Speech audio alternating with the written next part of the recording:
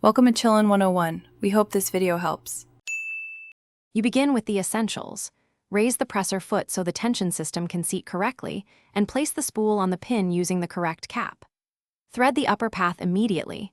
Lead thread to the first guide, then into the tension discs. This step sets consistent pressure, so stitches will form reliably. Once done, make sure the thread follows the numbered threading arrows on the head. Those arrows exist to prevent threading mistakes and to keep tension predictable as you continue. Now you move the thread through the Take-Up lever. Bring it front to back so the lever can pull slack with each stitch, which affects stitch formation.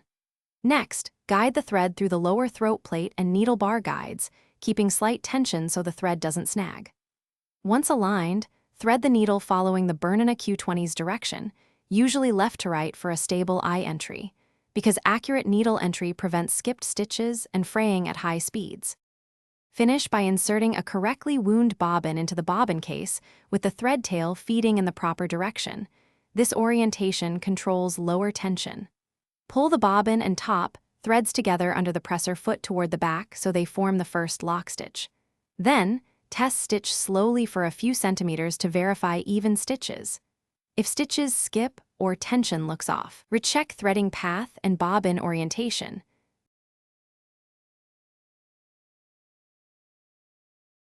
Thanks for watching. Consider subscribing if we helped you.